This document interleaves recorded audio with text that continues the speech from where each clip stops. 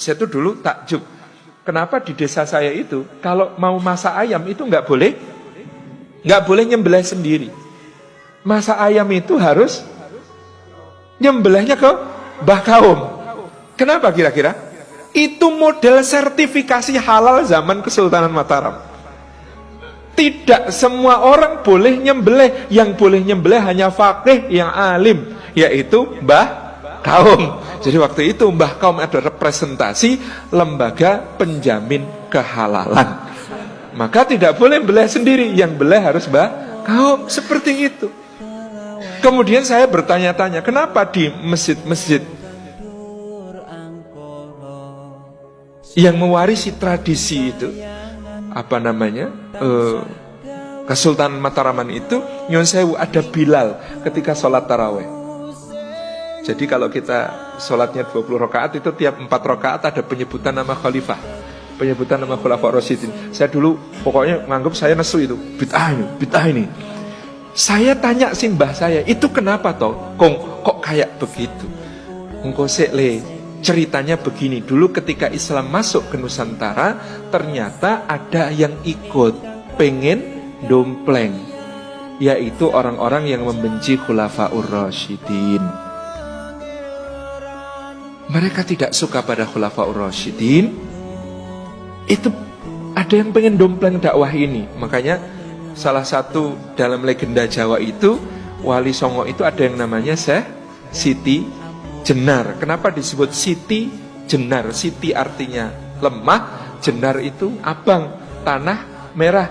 Itu adalah tanah yang tersiram darah Husain radhiyallahu anhu, tanah Karbala. Jadi dia datang juga sebagai seorang mubalik Nusantara, berdakwah dan memang dapat pengikut.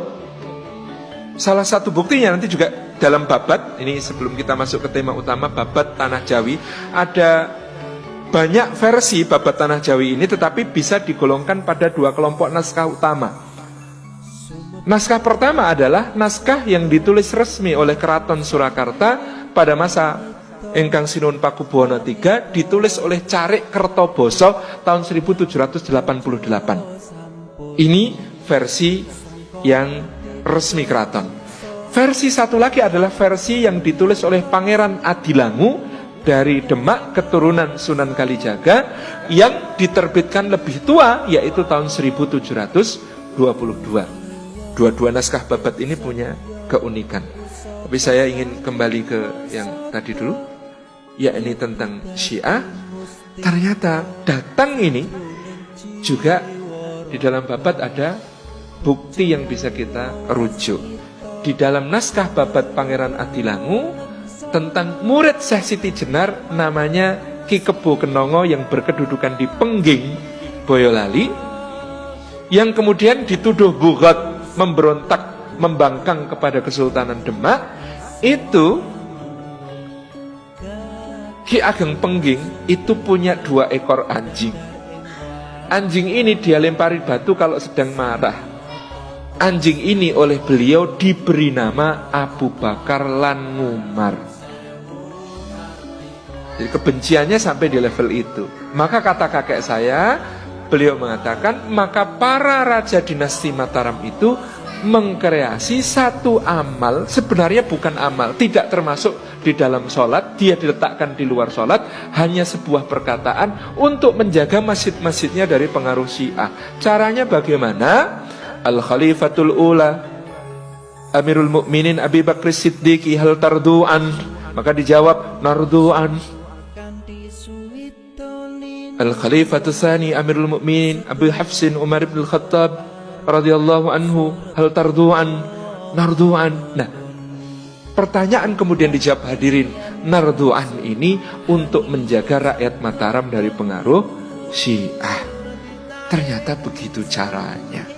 Nah, saya tanya, mau kong nggak jadi bid'ah boh itu? Wong nggak ada tuntunannya kok melaksanakan yang seperti itu. Yo dianggap bid'ah yo piye yo le. Neng itu ketika itu diperlukan untuk menjaga akidah. Ya, orang Syiah ikut tarawih di situ mesti nggak kuat. Mesti metu, gak kuat itu kalau kemudian dengar yang begitu-begitu di dalam tarawih. Makanya itu menjaga akidah masyarakat awam. Turno ya Le, wong itu kan di luar sholat.